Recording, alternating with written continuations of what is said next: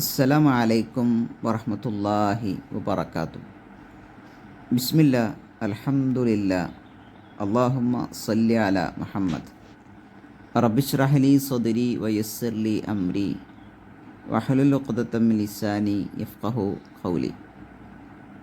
സ്നേഹമുള്ള സഹോദരിമാരെ, അള്ളാഹുവിൻ്റെ അതിമഹത്തായ തൗഫീഖ് കൊണ്ട് ഷിഫ ഖുർആൻ തഫ്സീർ ക്ലാസിൻ്റെ 9ാമത്തെ ദിവസത്തിലാണ് അൽഹംദുലില്ലാ നമ്മളുള്ളത്. ഇൻഷാ അല്ലാഹ് ഇന്ന് നമ്മൾ പഠിക്കുന്നത് സൂറത്തുൽ മുൽക്കിലെ 9ാമത്തെ വചനമാണ്. അല്ലാഹു സുബ്ഹാനഹു വ തആല ഈ വചനത്തിലൂടെ ഇതിൻ്റെ തൊട്ട് മുമ്പുള്ള വചനത്തിൻ്റെ തുടർച്ചയായിട്ടാണ് ഈ ഒരു വചനത്തെ കൊണ്ടുവന്നിട്ടുള്ളത്. അഥവാ കത്തിജ്വലിക്കുന്ന നരകത്തിൽ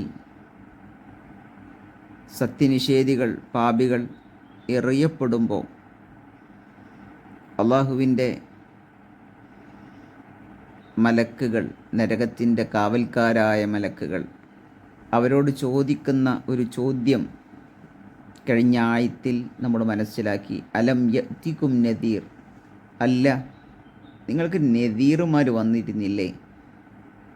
ഇങ്ങനെ ഒരു നരകമുണ്ട് എന്ന് താക്കീത് ചെയ്യാൻ, ഇങ്ങനെ തിന്മ ചെയ്യരുതേ എന്ന് പറയാനുള്ള താക്കീതുകാർ വന്നിരുന്നില്ലേ എന്ന് അവരോട് ചോദിക്കുന്നുണ്ട്. അപ്പോൾ അവർ നൽകുന്ന മറുപടിയാണ് അള്ളാഹു ഈ ഒരു വചനത്തിലും അടുത്ത വചനത്തിലുമൊക്കെ പറയുന്നത്.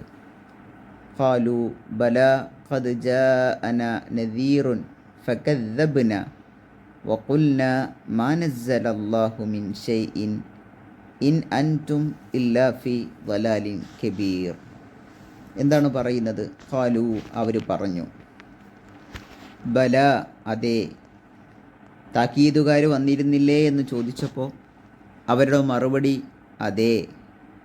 ഖദ് ജാഅനാ, ഖദ് എന്ന് പറഞ്ഞാൽ തീർച്ചയായും, ജാഅ വന്നു, ന ഞങ്ങളുടെ അടുക്കൽ, അഥവാ ഞങ്ങളുടെ അടുക്കിലേക്ക് ആര് വന്നിട്ടുണ്ട്? നദീറുൻ, താക്കീതുകാർ വന്നിട്ടുണ്ട്, താക്കീതുകാരൻ വന്നിട്ടുണ്ട്, അഥവാ പ്രവാചകൻ വന്നിട്ടുണ്ട്. പക്ഷെ ഞങ്ങൾ ചെയ്തതെന്താ? ഫകദ്ദബ്ന, ഞങ്ങൾ കളവാക്കി. അപ്പോൾ ഇവർ ചെയ്ത ഒന്നാമത്തെ പ്രശ്നം, ഒരു പ്രവാചകൻ കടന്നു വന്നപ്പോൾ അവരെ താക്കീത് ചെയ്തപ്പോൾ ആ പ്രവാചകനെ വ്യക്തിപരമായി പ്രവാചകൻ എന്ന നിലക്ക് അവർ കളവാക്കി. അതാണ് അവർ ചെയ്ത ഒന്നാമത്തെ തെറ്റ്. അപ്പോൾ ഞങ്ങൾ എന്തു ചെയ്തു? കദ്ദബ്ന, ഞങ്ങൾ കളവാക്കി, അഥവാ ആ താക്കീതുകാരനെ, പ്രവാചകനെ കളവാക്കി. അതാണ് അവർ ചെയ്ത ഒന്നാമത്തെ തെറ്റ്. രണ്ടാമത്തെ തെറ്റെന്താണ്? വഖുൽന, ഞങ്ങൾ പറയുകയും ചെയ്തു, മാ നസ്സലല്ലാ, അള്ളാഹു ഇറക്കിയിട്ടില്ല, മിൻ ഷൈഇൻ, യാതൊന്നും, അള്ളാഹു ഒന്നും ഇറക്കിയിട്ടില്ല. ഈ പ്രവാചകന് എന്നല്ല, ലോകത്ത് ഒരു പ്രവാചകന്മാർക്കും യാതൊന്നും റഹ്മാനായ റബ്ബ് ഇറക്കിയിട്ടില്ല. അപ്പോൾ തൊട്ട് മുമ്പത്തെ വാചകത്തിൽ ഫകദ്ദബ്ന എന്ന് പറഞ്ഞതിലൂടെ അല്ലാഹു സുബ്ഹാനഹു വ തആലയെ, ആ ഒരു പ്രവാചകനെ മാത്രമാണ് അവർ നിഷേധിച്ചതെങ്കിൽ രണ്ടാമത്തെ വാചകത്തിലൂടെ അവർ നിഷേധിക്കുന്നത് മൊത്തം കാര്യങ്ങളെയാണ്. അല്ലാഹു ഒന്നും ഇറക്കിയിട്ടില്ല, പൊതുവായ നിഷേധമാണ് അതിൽ കടന്നു വരുന്നത്. മൂന്നാമത്തത്, ഇൻ അൻതും, നിങ്ങളല്ല, ഇല്ലാ ഫി ളലാലിൻ കബീർ, വലിയ വഴികേടിലല്ലാതെയല്ല, അഥവാ നിങ്ങളെല്ലാവരും വലിയ വഴികേടിലാണ് എന്ന് ഞങ്ങൾ പ്രവാചകന്മാരോട് പറഞ്ഞു. അപ്പോൾ ഒന്ന്, വ്യക്തിപരമായി പ്രവാചകനെ നിഷേധിച്ചു. രണ്ടാമത്തത്, പൊതുവിൽ അള്ളാഹു ഒന്നും ഇറക്കിയിട്ടില്ല എന്ന പൊതുവായ നിഷേധം വന്നു. മൂന്നാമത്തത്, നിഷേധിച്ചു എന്ന് മാത്രമല്ല, പ്രവാചകന്മാർ അവർ വഴികേടിൻ്റെ ആളുകളാണ്, അതും സാധാരണ ഒരു ചെറിയ വഴികേടല്ല, ളലാലിൻ കബീർ, വലിയ വഴികേടിലാണ് പ്രവാചകന്മാരുള്ളത് എന്ന അധിക്ഷേപം പോലും ഈ ആളുകളുടെ പക്കൽ നിന്നുണ്ടായി എന്നുള്ളതാണ് അള്ളാഹു സുബ്ഹാനഹു വ തആല സത്യനിഷേധികളുടെ ആ ഒരു ഖേദത്തെക്കുറിച്ചും ആ ഒരു വാചകത്തെക്കുറിച്ചും ദുനിയാവിൽ അവർ പറഞ്ഞിരുന്ന വാചകത്തെക്കുറിച്ചുമൊക്കെ അള്ളാഹു സൂറത്ത് മുൽക്കിൻ്റെ ഈ ഒരു വചനത്തിലൂടെ നമ്മളെ ഓർമ്മപ്പെടുത്തുന്നത്. അപ്പോൾ എന്താണ് ഈ ആയത്തിൻ്റെ മൊത്തത്തിലുള്ള അർത്ഥം? അവർ പറയും, അതേ, തീർച്ചയായും ഞങ്ങൾക്ക് മുന്നറിയിപ്പുകാരൻ വന്നിരുന്നു, പക്ഷേ ഞങ്ങൾ അദ്ദേഹത്തെ തള്ളിക്കളഞ്ഞു. അള്ളാഹു യാതൊന്നും ഇറക്കിയിട്ടില്ല എന്നും നിങ്ങൾ വലിയ വഴികേടിലാണെന്നും ഞങ്ങൾ പറയുകയും ചെയ്തു. ഇതാണ് അവർ ചെയ്തത്. പ്രിയപ്പെട്ട സഹോദരിമാരെ, നമ്മുടെ ജീവിതത്തിലേക്ക് ഇതിനെ നമ്മൾ കണക്റ്റ് ചെയ്യുമ്പോൾ നമ്മൾ വളരെ ഗൗരവത്തിൽ ആലോചിക്കേണ്ടതാണ്. നമ്മളെ പലപ്പോഴും പലരും ഉപദേശിക്കാൻ കടന്നു വരാറുണ്ട്. നമ്മുടെ ജീവിതത്തിൻ്റെ ശൈലി കാണുമ്പോൾ, നമ്മുടെ ജീവിതത്തിൻ്റെ പല രീതിയിലുള്ള പ്രകടനങ്ങൾ കാണുമ്പോൾ, അല്ലെങ്കിൽ നമ്മൾ യഥാർത്ഥ റൂട്ടിൽ നിന്ന് തെറ്റിക്കപ്പെടുമ്പോൾ, അള്ളാഹു പറഞ്ഞത് ചെയ്യാതിരിക്കുമ്പോൾ, അള്ളാഹു ചെയ്യരുതേ എന്ന് പറഞ്ഞ കാര്യങ്ങൾ നമ്മുടെ ജീവിതത്തിൽ നമ്മൾ ചെയ്യുമ്പോൾ, നമ്മൾ പരദൂഷണം പറയുമ്പോൾ, മറ്റുള്ളവരെ കുറ്റം പറയുമ്പോൾ, അല്ലെങ്കിൽ നമ്മൾ നിസ്കാരത്തിൽ അലസത കാണിക്കുമ്പോൾ, മടി കാണിക്കുമ്പോൾ, അതുമല്ല എങ്കിൽ ഇസ്ലാമികമായ വസ്ത്രധാരണം സ്വീകരിക്കുന്നിടത്ത് നമുക്ക് ഒരൽപ്പം നമ്മൾ പിന്നോട്ട് പോകുമ്പോൾ, അവിടെയൊക്കെ ചിലപ്പോൾ നമ്മുടെ ഭർത്താവോ നമ്മുടെ കുടുംബത്തിലുള്ളവരോ മുതിർന്നവരോ കൂട്ടുകാരികളോ ഒക്കെ ദീനുമായി ബന്ധപ്പെട്ട ഉപദേശങ്ങൾ നൽകുന്ന സമയത്ത് നമ്മൾ എന്താണ് പ്രതികരിക്കാറുള്ളത്? വളരെ ഗൗരവത്തിൽ നമ്മൾ ആലോചിക്കേണ്ട ചിന്തയാണ്. കാരണം ചില ആളുകളൊക്കെ ഉപദേശം വരുന്ന സമയത്ത് എങ്ങനെയൊക്കെ നമ്മൾ വെറുതെ ഇത്ര സ്ട്രിക്റ്റായിട്ട് തന്നെ പോകേണ്ട ആവശ്യമുണ്ടോ?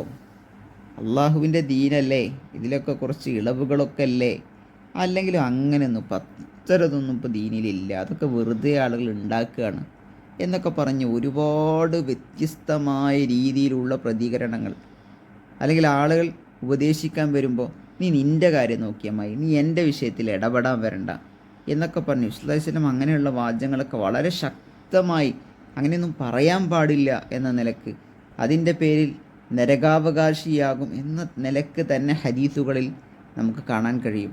അതുകൊണ്ട് ഉപദേശിക്കാൻ വരുന്ന സമയത്ത് അങ്ങനെയൊന്നും ഇല്ല എന്നുള്ള രീതിയിലുള്ള ഒരു നിഷേധ സ്വഭാവം, പെരുമാറ്റം, ഇത് ഒരിക്കലും ഒരു വിശ്വാസിക്ക് പറ്റൂല.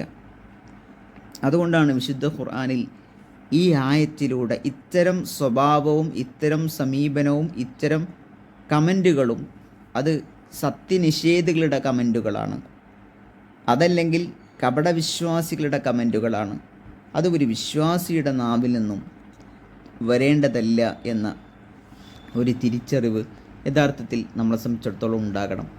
എന്താണ് ഈ ആയത്തിൽ നിന്നും നമ്മുടെ ജീവിതത്തിലേക്ക് നമ്മൾ പകർത്തേണ്ട ആക്ഷൻ സ്റ്റെപ്പ്? ഏറ്റവും പ്രധാനപ്പെട്ട 2 കാര്യങ്ങൾ. ഒന്ന്, നമ്മൾ അഹങ്കാരം ഒഴിവാക്കുക എന്നുള്ളതാണ്. ആരെങ്കിലും ഉപദേശിക്കുമ്പോൾ ആ ഉപദേശം നമ്മുടെ ജീവിതത്തിലുള്ള ഒരു തെറ്റാണ് പറയുന്നതെങ്കിൽ ആ തെറ്റ് ഉൾക്കൊണ്ട് അത് സ്വീകരിക്കാൻ ഇൻഷാ അല്ലാഹ് ഞാൻ ശ്രദ്ധിച്ചു കൊള്ളാം, അത് പറഞ്ഞ് ശരിയാണല്ലോ, ഞാനത് ശ്രദ്ധിക്കേണ്ട സംഗതിയാണല്ലോ എന്ന നിലക്ക് ഉൾക്കൊള്ളാനുള്ള ഒരു മനസ്സ് നമ്മളെ സംബന്ധിച്ചിടത്തോളം ഉണ്ടാകണം. നബി സല്ലല്ലാഹു അലൈഹി വസല്ലം പറഞ്ഞില്ലേ, കിബർ എന്ന് പറഞ്ഞാൽ ബത്തറുൽ ഹഖി വഗംതുന്ന, സത്യത്തെ നിഷേധിക്കലാണ്. ഒരാൾ സത്യം പറഞ്ഞു തരുമ്പോൾ, ഒരാൾ ശരിക്ക് നമ്മൾ ജീവിതത്തിൽ സ്വീകരിക്കേണ്ട ഒരു കാര്യം പറഞ്ഞു തരുമ്പോൾ അതിനെ നിഷേധിക്കലാണ്. വഗംതുന്നാസ്, ജനങ്ങളെ ചെറുതായി കാണലാണ് കിബർ എന്ന് നബി സല്ലല്ലാഹു അലൈഹി വസല്ലം ഓർമ്മപ്പെടുത്തിയിട്ടുണ്ട്. അതുകൊണ്ട് ആര് പറഞ്ഞാലും നമ്മുടെ ജീവിതത്തിൽ എഡിറ്റ് ചെയ്യേണ്ടതാണോ അത് പോസിറ്റീവായി എടുക്കുക എന്നുള്ളതാണ് നമ്മൾ ചെയ്യണം. അവിടെ ഒരിക്കലും കിബർ നമ്മളെ നമ്മുടെ മനസ്സിൽ വാഴുന്ന, അതിനെ അതിജയിക്കുന്ന അവസ്ഥ ഒരിക്കലും ഉണ്ടാകാൻ പാടുള്ളതല്ല. രണ്ടാമത്തെ വിഷയം, ഉപദേശികളെ നമ്മൾ സ്നേഹിക്കുക എന്നുള്ളതാണ്. അഥവാ നമുക്ക് ഉപദേശം തരുന്നവരെ പലപ്പോഴും ഒരു നല്ല കാര്യം പറഞ്ഞു തരുമ്പോൾ അതൊരു നെഗറ്റീവായിട്ട് അവൻ വന്നു, അവൾ വന്നു, ഇനി എപ്പോഴും ഉപദേശമായിരിക്കും, ഇനി തുടങ്ങിയ ഉപദേശം എന്ന തരത്തിലുള്ള വാക്കുകൾ തീർച്ചയായും അത് പൈശാചികമാണ്. ഒരിക്കലും ഉപദേശങ്ങളെ ഒരു നെഗറ്റീവായി നമ്മൾ കാണരുത്. ഇത് അള്ളാഹുവിലേക്ക് നമ്മളെ വഴി കാണിക്കുന്നതാണ്. ഇത് സ്വർഗത്തിലേക്ക് നമ്മുടെ കൈപിടിക്കാൻ വന്നവരാണ്. കത്തിജ്വലിക്കുന്ന നരകശിക്ഷയിൽ നിന്ന് നമ്മളെ രക്ഷപ്പെടുത്താൻ വന്നതാണ് ഈ ഉപദേശങ്ങൾ ഓരോന്നും. അതുകൊണ്ട് ഉപദേശങ്ങളെ എപ്പോഴും ഉപദേശങ്ങൾ നൽകുന്നവരെ അവരെ ഇഷ്ടപ്പെടാനാണ് നമ്മൾ ആഗ്രഹിക്കേണ്ടത്. ഒരിക്കലും അവരെ വെറുക്കാൻ നമ്മൾ തയ്യാറാകാതിരിക്കുക. മൂന്നാമത്തത്, അതോടൊപ്പം നമ്മൾ റഹ്മാനായ റബ്ബിനോട് പ്രാർത്ഥിക്കുക, അള്ളാഹുവേ എനിക്ക് സത്യം സത്യമായി കാണാനും അത് ഉൾക്കൊള്ളാനും പിൻപറ്റാനുമുള്ള തൗഫീക്ക് നൽകണേ എന്ന് എപ്പോഴും നമ്മൾ പ്രാർത്ഥിക്കുക. റഹ്മാനായ റബ്ബ് അതിന് നമുക്കൊക്കെ തൗഫീക്ക് നൽകി അനുഗ്രഹിക്കുമാറാകട്ടെ. ബാറക്കല്ലാഹു ഫീക്കും, ജസാക്കുമുല്ലാഹ് ഖൈറ. അസ്സലാമു അലൈക്കും വറഹ്മത്തുള്ളാഹി വബറകാതുഹു.